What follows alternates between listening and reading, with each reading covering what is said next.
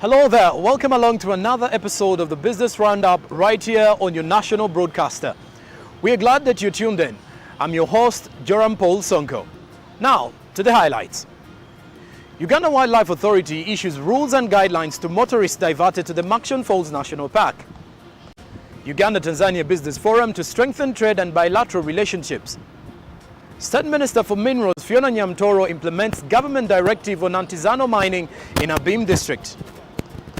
Digital tax stamps increases the cost of doing business. This is according to a PwC study. Now, don't touch a dial. Let's talk business. In our first report, heavy trucks and trailers from the northern and the West Nile region and vice versa will be redirected, allowing lighter traffic on the Karuma Bridge that's under rehabilitation. The Murchison Falls National Park Road is one of the alternative routes. BRU spoke to Uganda Wildlife Authority on the directive and their preparedness to handle increased traffic. Thank you for joining the show. I'm joined by Mr. Hanji Bashir, a spokesperson for Uganda Wildlife Authority. He will be telling us about the ongoing diversion of traffic, of course, and the current situation with the Karuma Bridge. Thank you for joining the show. It's a pleasure. Now, Mr. Bashir, you spoke about protecting wildlife. How exactly are you going to enforce these laws or regulations to ensure this? Yeah, we understand that we are going to be having a lot of traffic on this road, but also we are up to the task because look, the protection and conservation of wildlife is our trade. This is our mandate. If we fail this, then we will have failed as an institution. So we have adequately prepared personnel who will monitor the movements of these vehicles. For those who know, or those who may not be knowing, we have speed cameras in Murchison Falls National Park. So they're able to tell us the speed at which you are driving. He emphasized that motorists need to adhere to the protected area guidelines. These include driving at a maximum speed of 40 kilometers per hour, not littering, and avoiding unnecessary stops in the park. The idea of stopping over all the time has its own risks because you are moving in an area where there are so many animals, and these animals are wild and dangerous, and as such would not allow you to stop as and when you want, except for emergencies. And in the event of emergencies, we are always there to come and ensure that you are protected, ensure that you are safe, and help where we possibly can. So these, and of course the other aspect is that when you're driving inside the park, you can only drive through the park during the day, okay? Our gates open at 7 a.m. and they close at 7 p.m. So we do not allow any person to drive at night, and the reason is simple. Most animals tend to hide during the day, and at night they come out. They enjoy their habitat. So in so doing, you have so many chances of knocking animals in the night, you know, and the results sometimes can be fatal. So we do not want this to happen, but also want to be sure that you are safe. That's why we do not. All vehicles entering the national park will be required to pay a park entry fee, except for those specifically prohibited from using the Karuma Bridge as per the Ugandan National Roads Authority directive. This category of vehicles, the trailers, the lorries and buses, are allowed to go through the park at no fee. We have waived payment or park entrance payment fees for these trucks. So they will come and they'll go through the park without having to pay any fees. Thank you so much for your time. It's been a pleasure to have you on the show. Thank you. And that brings us to the end of our one-on-one with the spokesperson for Uganda Wildlife Authority. I'm Maureen Babidia for the Business Roundup. To the August House, mixed reactions engulf the special plenary as legislators disregard with a number of the government proposals to impose additional tax which will directly affect the low-income earners in the society. The marathon session witnessed a heated debate throwing out the additional 300 shillings tax proposal on kerosene, among others. Have a look. Let me give my information, then you give yours. The way you like. This was part of the back-to-back foul mode as members of parliament keenly paid attention to the new legislation to increase the domestic revenue in Uganda. Madam Chair, I have consulted. Each tax bill contained various proposals which to the legislators seemingly intend to exploit millions of Ugandans under the low-income group. This information I am giving is from East African Community Tariff Regime as per 2023 on excise duty. The House did not reach an agreement on imposing additional tax on fuel, including 100 shillings on both petrol and diesel. The report of the Parliamentary Committee on Finance on the Excise Duty Amendment Bill 2024 rejected the 300 shillings additional tax on kerosene. Right, Honourable Speaker, at this stage, in this state of the economy, nobody should be talking about an increment of fuel tax, because we are affecting every single transaction that takes place in this country. When we increase a value on fuel, we are affecting every transaction that takes place, and this is why we are being unfair.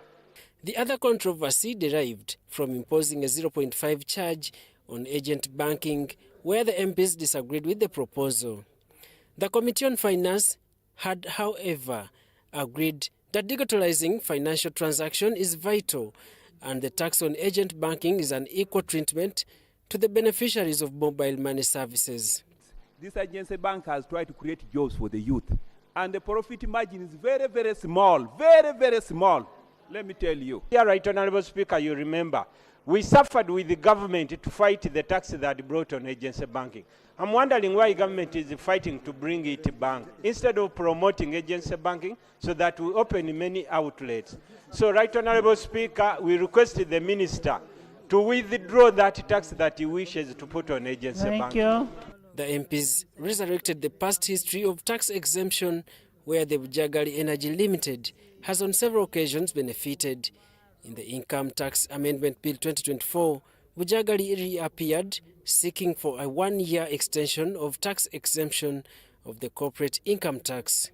Let us now take leverage of the dams which we have built and refuse this extension of Bujagali. Because what is happening, Right Honourable Speaker, is becoming impunity.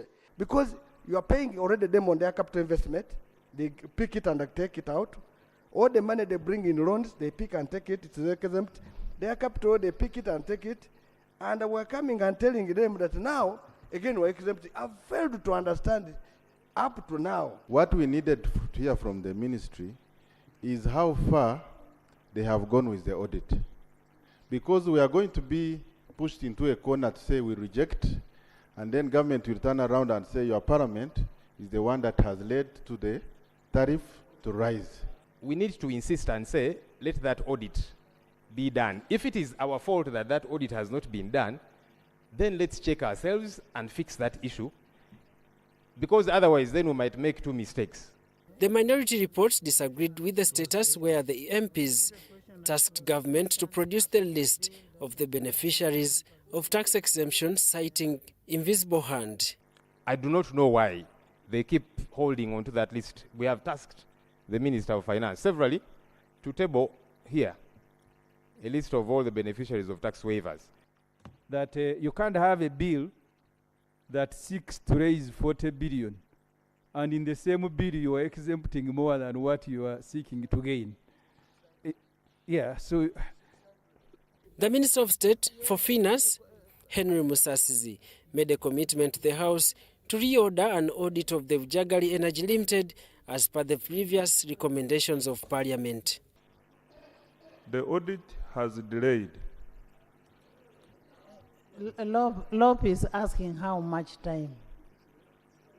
I want now to commit to persuade this audit within Honourable 6 members, months from listen, now. 6 months. Within 6 months from now, we have this audit in place. In the Income Tax Amendment Bill 2024, the MPs rejected the proposal to introduce 5% tax on non-business assets like incomes from all factors of production, including land. There is already a capital gains tax arising from the sale of shares in the private limited company, limited liability company provided under Section 21K of the Income Tax Act. Imposing a rate of 5% will cause a conflict in the implementation of the provision. The tax legal framework is among the government's strategies to increase the domestic revenue mobilization. Plus the VAT. Daniel Mugoya, UBC News. No money is lessened.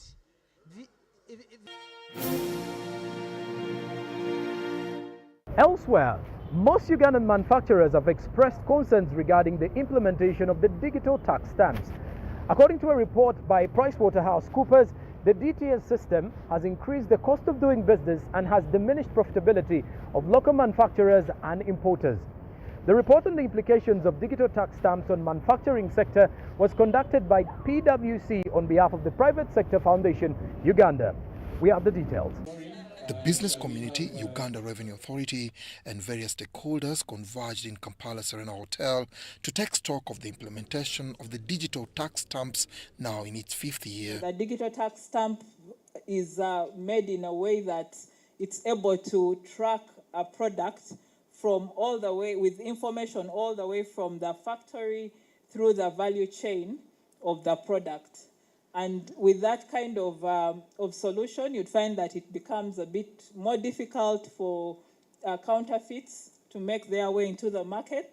DTS are markings applied to goods or their packaging and contain security features and codes to prevent counterfeiting of goods and enable them to be tracked and traced with ease. Despite the implementation and enforcement of the digital tax stamps, there are gaps that manufacturers will want the Uganda Revenue Authority and Uganda National Bureau of Standards to address. Tax stamp is high here, high relative to other markets, and we believe there is room to reduce it. And I think reduction of the cost of the stamp will also improve compliance, because the high cost is also a deterrent. People don't want to get onto DTS because of the cost.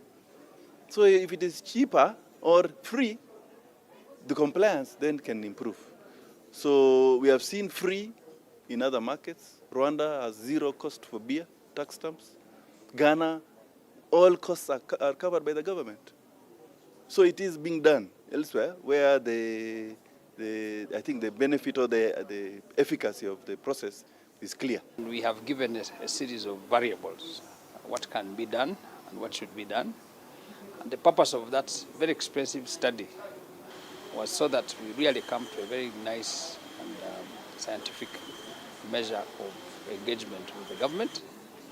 Because as manufacturers, the challenges cut across. Although DTS system has been welcomed by the licensed or legitimate manufacturers, there is a concern of increased cost of doing business, illegal stamps, and improper enforcement.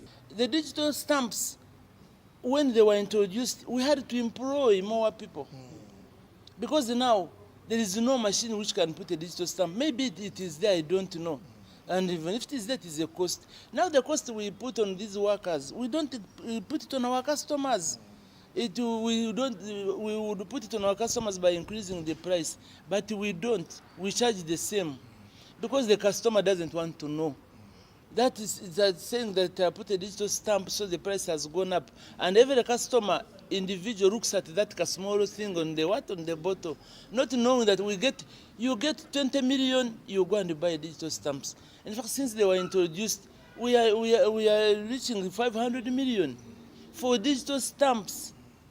So that is a cost which cannot be counted anywhere because it was introduced in 2019. We've had your concerns on the efficiencies of implementing this technology. And that is no brainer. We cannot allow to continue administering something in a way that increases the burden to our taxpayers. So those manual stamps we will discuss, and we will put all pressure that we can on the technology providers to automate those processes so that they don't slow down your production. In addition to the installation costs, manufacturers are burdened with ongoing fees for the purchase of digital stamps. There is a consensus with the sector that the fees currently associated with digital tax stamps are disproportionately high, leading to increased operational costs. Dennis Igoa for UBC Business.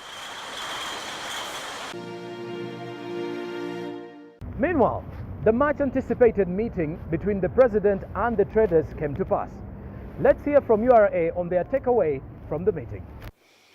On our part as the Uganda Revenue Authority, there was a lot of learning from that engagement, similar to a number of engagements we have had in the past. And it highlighted a number of areas that we need to refocus and repurpose to be able to help and facilitate our traders to be able to comply with their obligations. You must have heard of issues to do with especially the implementation of IFRIS. People had concerns of payments, especially when they sell on credit or when they lent out their stock. And you realize that while we have functionality in IFRIS on how to manage stock, probably we need to be able to teach our traders a little bit more. It's a functionality but probably not exposed to the users. We have heard of concerns of using credit notes. It looked like the traders were not familiar with using credit notes. Some traders were complaining that the use of IFRIS requires you to have internet and electricity. While electricity may be true about it, but there are offline modes that can be used in IFRIS. So that means it is an issue of probably tax education, but also them to be comfortable on what they can be able to use the system with. You realize the president was talking about nobody should be penalized for not buying the equipment. They can use all the other available options. So that means traders are not available on the broad spectrum of options available to use IFRIS. So people are restricting themselves on the expensive options, which are usually used by the big manufacturers and big importers because they already have accounting softwares and they only have to do integration, which costs them a bit of money. But there are options like using applications that can go on the phone, that can go on a laptop, that can go on a computer, and I think we need to be more purposeful in that regard. On our part, we got some directives from the head of state, especially on issue of valuation. I think we have 6 months to standardize the rest of our valuations, which is quite a job for us to do, and those are things that we'll be able to embark on.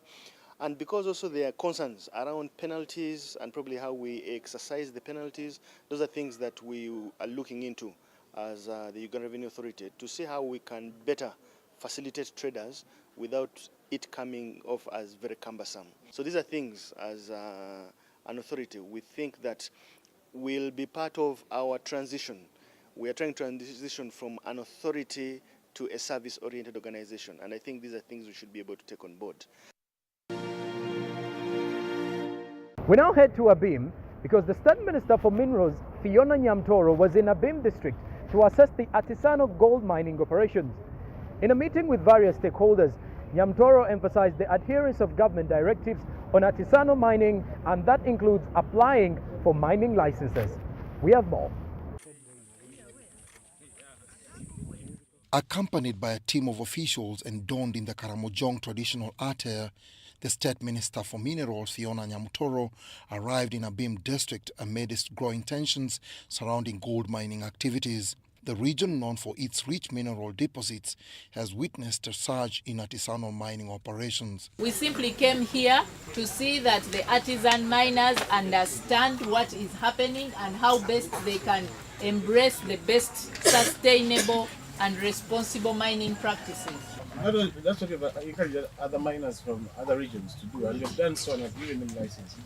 In an engagement with the miners, one of the key issues highlighted was the absence of proper licensing, leading to legal ambiguities and environmental concerns. Once the registration is done, they'll be able to be formalized and protected legally and recognized by Government of Uganda as artisan miners. Addressing the miners, the State Minister for Minerals reiterated the importance of adhering to regulatory frameworks to ensure sustainable and responsible mining practices. Minister Nyamtoro emphasized the need for artisanal miners to obtain the necessary licenses before resuming operations in line with the presidential directive. The President's directive has been very clear. His heart reaches out to the people of Abim to see that they benefit from the resource that they have present on ground. So he directed that security, first of all, gazettes the place because minerals belong to the Government of Uganda, and that we swing in as a ministry to ensure that the artisan miners are well organized, formalized, and offered a license, and also demarcate an area for them to continue mining as we look out for one of the best investors that will benefit the community from mineral development. Among the concerns raised by the locals were environmental degradation, land disputes, and the social-economic impact of mining activities on their livelihoods. I am glad to hear that the association is already being rejected. All we need is your willingness and your collaboration as the people. Minister Nyamutoro announced plans to establish a task force comprising government officials, mining experts, and community representatives to oversee the regularization of artisanal mining in Abim district. Dennis Igoa and Juman Samba for UBC News. In our regional report, Uganda and Tanzania private sectors are set to advance their economic and commercial interests in the forthcoming second Uganda-Tanzania Business Forum. Mario Nawori reports. Given Uganda and Tanzania's geographical location, abundant natural resources and a vibrant entrepreneurial spirit that the two countries have to offer, it was noted that these qualities offer investors a unique proposition for long-term growth and profitability. Holding the forum in one format comprising of trade exhibition on one hand and an investment forum on the other will enable both countries to showcase and demonstrate their manufacturing and trade capacity while highlighting their comparative advantage to promote and attract prospective investments in joint projects. The forum, slated for the 23rd and 24th of May in Dar es Salaam, Tanzania, on the theme Enhancing our Win-Win Bilateral Relationship, is aimed at an inclusive growth for both countries, industrialization and job creation through the ECO project that is expected to produce over $20 billion. Tanzania is committed to deepening, enabling business environment and investment climate through undertaking regulatory, legal and institutional reforms to ease the cost of doing business and increase efficiency and productivity of the private sector. The United Republic of Tanzania, as His Excellency the Ambassador indicated, is completing the SGR to Mwanza. And the statistics indicate that if we put our cargo on the lake from Mwanza to Port Bell or Bokassa, which is coming up, it will reduce the transport cost by 40%. So these are some of the achievements that we can build on during and discuss during this second session. A clarion call was made to the Tanzania and Ugandan leaders to address non-tariff barriers that continue to impede trade between the two countries and the East African region. Uganda and Tanzania have enjoyed trade relations for hundreds of years. So we are not reinventing the wheel. We are here to reiterate a relationship we've had for hundreds of years. However, being the second event that we have cooperated together, we wish to reiterate our position of further enhancing our relationship. Uganda and Tanzania's relations is symbiotic. In the advent of the multi-billion-dollar oil and gas pipeline project, the relation is further enhanced. Mario Nawori and Dennis Sigoa for UBC.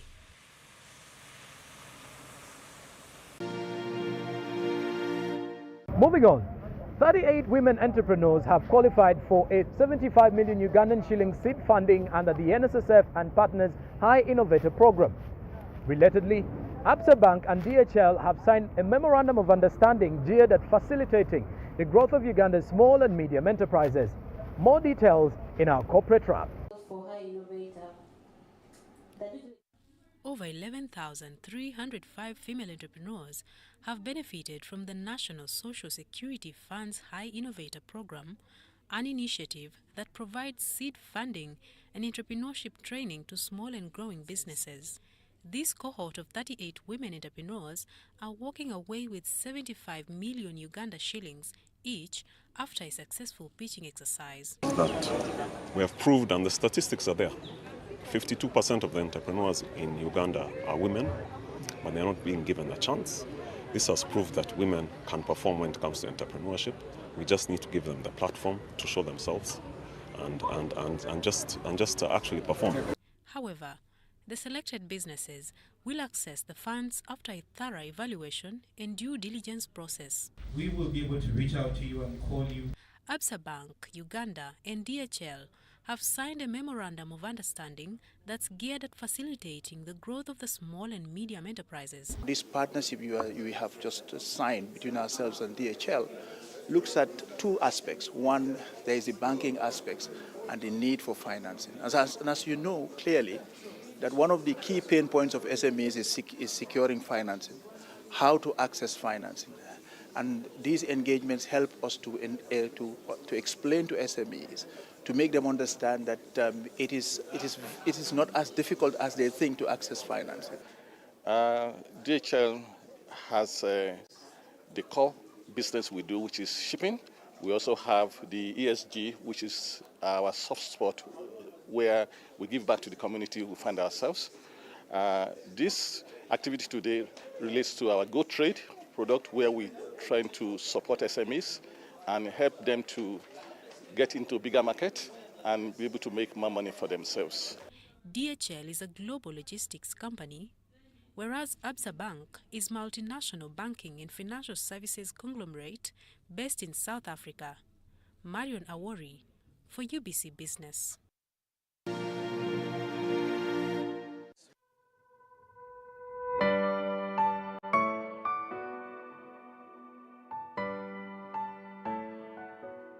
Even if I wanted money, with my level of education, I can get the money. As an academic, I can write research projects. Many of my colleagues are actually very rich from writing research projects, grants and all that. I can do that. And even now, I wouldn't say I'm poor, but I know there are many academics who are making a lot of money. So this is not the kind of work that I would have chosen to do for the money when I know that I can get the money anyway by other means. But I know that these are often tactics, propaganda tactics that are used, first of all to deflect, to take people away from what you're saying, but also used to tarnish your image, used to make sure that the torch is not put on them, instead it is cast on you.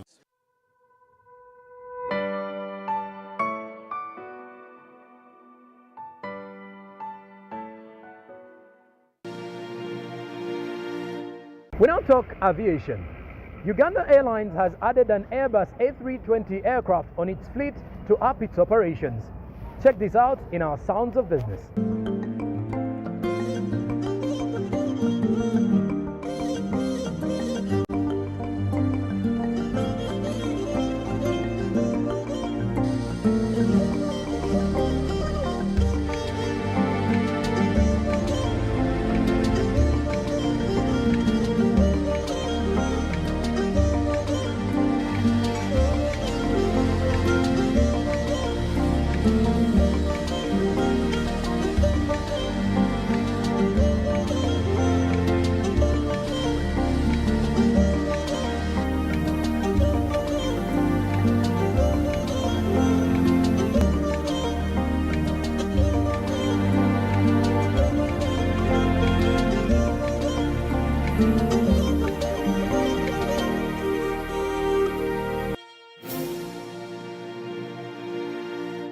The Uganda Population and Housing Census officially kicked off on the 10th of May 2024.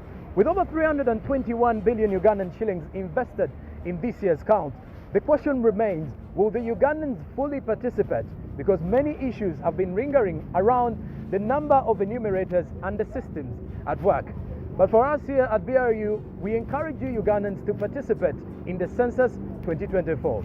I am your host, Joram Paul Sonko. Till next time, goodbye.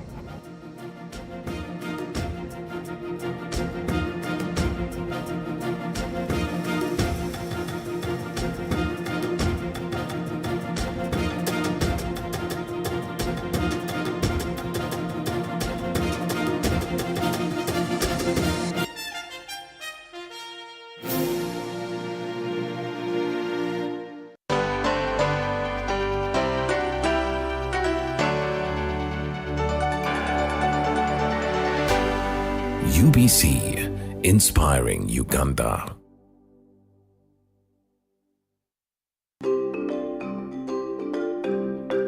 Fellow countrymen and women, especially the Bazukuru, as we work towards realizing Uganda's Vision 2040, it is important that we plan based on accurate information about our people and our resources.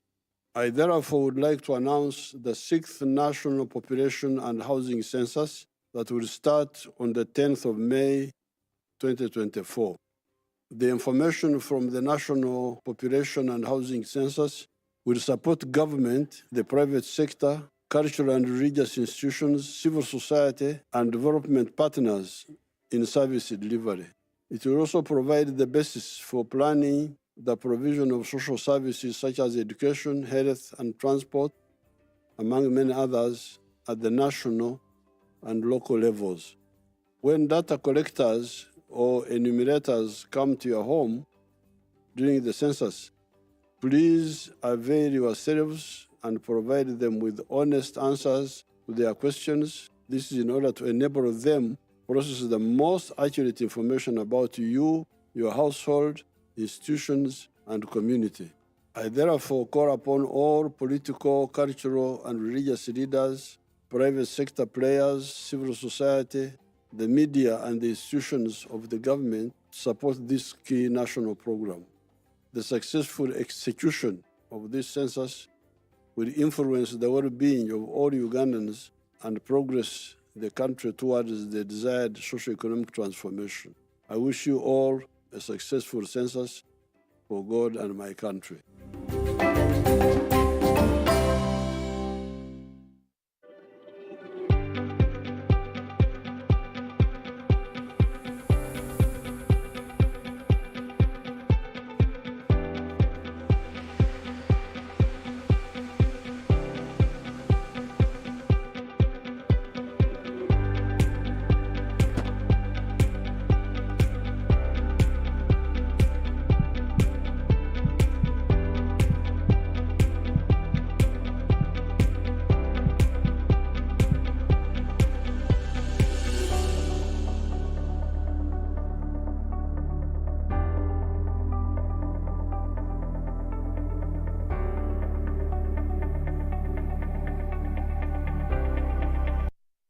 We've hit refresh with Castle Lights. A premium new look.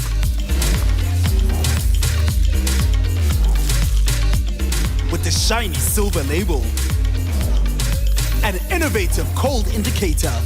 A premium green neck label for a crisp and easy drinking beer. Fresh new look. Experience the fresh new Castle Light. Nyati Motion Pictures brings you to Kopamoja, West Nile segment or Lado Enclave. Learn how the cosmopolitan region of Lukbara, Kakwa, Aringa, and the Madi people became part of Uganda. The kingdom was called Lado. The story begins from Noah's Ark. We entered the West Nile differently. From the Chad, Niger. We are believed to belong to the Igbo in Nigeria. Premiering on Saturday 11th May 2024 from 3 p.m. to 8 p.m. at Ndere Center in Ntinda. To get a ticket, call 0778